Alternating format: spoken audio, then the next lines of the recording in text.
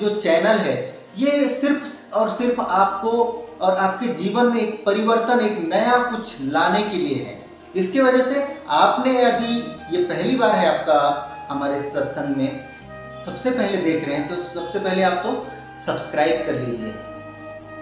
और हाँ, यदि ये सत्संग अगर आधा अधूरा मिले, जैसे 10 मिनट 15 मिनट का मिलते हैं, इसका मतलब ये है कि इसका आगे और पार्ट है जो आपको कंटिन्यू देखना चाहिए। तो हम आज इस सत्संग के माध्यम से आपको बताने का ये प्रयास कर रहे हैं कि कुंडलिनी शक्ति को किस तरह से एक्टिव किया जा सकता है, और जो कुंडलिनी शक्ति हमारे बीच, हमारे अंदर जो एक्टिव है, जो कार्यरत है, उसको हम कैसे जान पाएंगे और कैसे उसको सही काम में इस्तेमाल कर पाएंगे। इसी के लिए है ये हमारा आज का ये सत्संग। तो इस सत्संग में अंत तक के बने रहिए, ये आपके लिए बहुत ही काम का चीज है। तो सबसे पहले आते हैं कि कुंडलिनी शक्ति को जब हम जागृत करने के लिए जाएंगे, एक्चुअल में तो वही है कि कुंडलिनी शक्ति के सातों शक्तियां जिनके पास होती हैं वही परमात्मा है।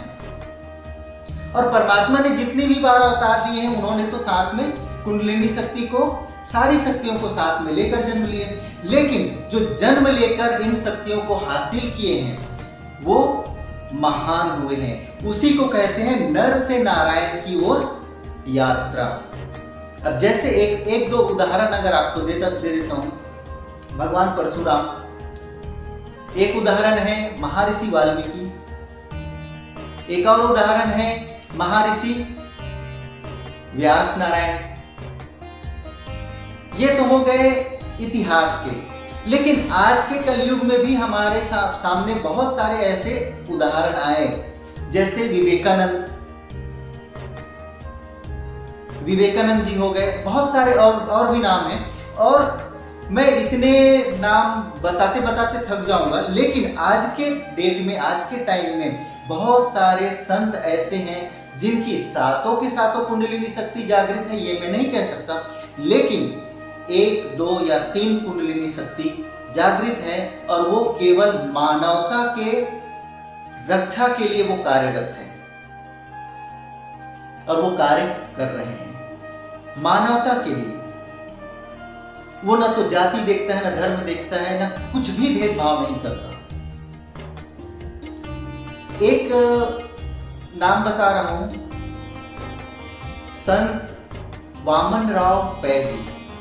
वो अभी इस दुनिया में नहीं है, महाराष्ट्र के निवासी थे। उनकी एक कुंडलिनी शक्ति, एक ही जानता हूं मैं उनका, एक कुंडलिनी शक्ति जागृत थी, वो मूलाधार चक्र। क्योंकि मैंने उनका बहुत सारे जो ज्ञान है, उनका प्रवचन है, वो मैंने, और उनका जो हाथ से लिखे हुए हैं, मैंने उनका अध्ययन भी किया, तो ये पता चला कि हाँ इनका है।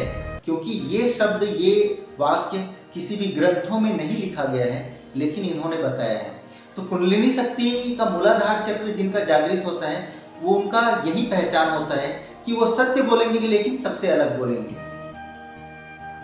और यही उनके साथ में भी हुआ। वो अभी इस धरती पर नहीं है, उनका स्वर्ग सिधार हो चुका है ना। तो आते हैं अपने विषय की ओर, कुंडलिनी शक्ति की ओर, है ना। तो कुंडलिनी शक्ति को जागृत करने के लिए सबसे पहला तो होता है एक जीता जागता गुरु होना चाहिए, जिनके सानिध्य में हम ये योग साधना और उनको उस मार्ग पर चल सके। ऐसा नहीं कि हम कोई YouTube का वीडियो देख लिए, या हम कोई किताब पढ़ लिए, या किसी ने बताया, किसी ने कुछ कहा कि हाँ ऐसा करने से वैसा होता है, और हम उस तरफ से चल पड़े। तो ये मार्ग केवल और केवल मृत्यु की ओर लेकर जाती है। आपका गुरु आपके साथ में संपर्क में रहना चाहिए, साथ में रहना चाहिए, साथ में मतलब उससे आप बात कर सकें, उससे आप पूछ सकें कि मेरे साथ ऐसा हो रहा है कि मैं क्या करूं।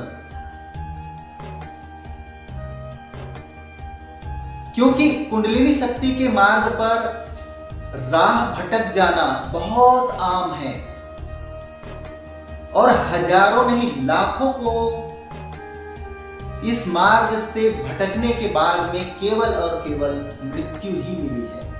इसीलिए जीता जागता गुरु के सानिध्य में कुंडलिनी शक्ति का जागरण करना, जागृति करना ही उचित होता है। जो ऐसा गुरु हो जिनका कुंडलिनी शक्ति वास्तविकल में जागृत हो। ऐसा ना हो कि भाई मैं सब जानता हूं इसके बारे में, एक काम करो तुम ना मेरे पास आ जाओ, मैं तुमको बताते जाता हूं। तो वो भी तुम्हें अंधेरे में रख रहा है और वो तुम्हें रास्ता भटका देगा, और तुम्हें रास्ता भटक गए तो वापिस तो वो नहीं ला सकता। केवल और केवल तुमको मृत्यु की राह पर जाना है। क्योंकि एक दो मैंने ऐसे वीडियो देख रहा था योगा वगैरह ऐसा, उसमें एक बता रहा था हम योग कुंडलिनी शक्ति जागृत करने के भी हम योग सिखाते हैं, उसका ध्यान भी करवाते हैं। आप चाहोगे तो हमारे साथ में संपर्क कर सकते हो। लेकिन उनका शकल सूरत सारा कुछ देखने के बाद में और उसकी बातें सुनकर मुझे 1% भी ऐसा नहीं लगा कि ये नालायक ऐसा कुछ कर सकता है। लेकिन ये सिर्फ पैसा कमाना है, बस उसको कुछ फी लेना है और उसको हाँ ये करो वो करो, हाँ हो जाएगा। एक गलत बात है। तो कुंडलिनी शक्ति को एक्टिव करने के लिए, जागृत करने के लिए सबसे पहली बात, कुंडलिनी शक्ति को जागृत करने के लिए जो ध्यान रखना होता है वो क्या है? सबसे पहले तंदुरुस्ती। सबसे पहले तो आपका शरीर स्वस्थ होना चाहिए। जब तक आप योग कर रहे हो, ध्यान कर रहे हो, है ना, आध्यात्म में जब लग रहे हो, मेडिटेशन कर रहे हो, तब चाहे वो 2 महीना चले, 4 महीना चले या 6 महीना या साल भर, तुम्हारा शरीर स्वस्थ होना चाहिए, पूरी तरह से स्वस्थ होना चाहिए, ना कि दवाई के भरोसे पर। और इसका मार्ग है केवल और केवल सुबह जल्दी उठो और एक्सरसाइज को अपना रूटीन बना लो।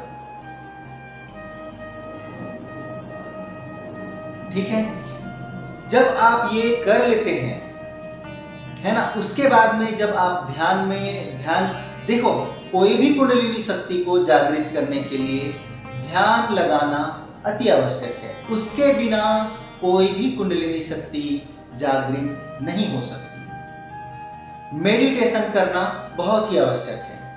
अब इसके साथ साथ में मेरे गुरु ने जो मुझे सिखाया, मुझे जो बताया, उसके अनुसार मैं बता रहा हूं। मैं प्रतिदिन प्राणायाम, भस्त्रिका, सुदर्शन क्रिया, उसके बाद में ध्यान। एक और चरण है जिसको मैं बीच में बताना भूल गया। सबसे पहला प्राणायाम, दूसरा भस्त्रिका, तीसरा ओंकार। 3 बार ओंकार बोलना है लंबी सांस लेकर, और चौथा है सुदर्शन क्रिया, और सुदर्शन क्रिया के बाद में ध्यान।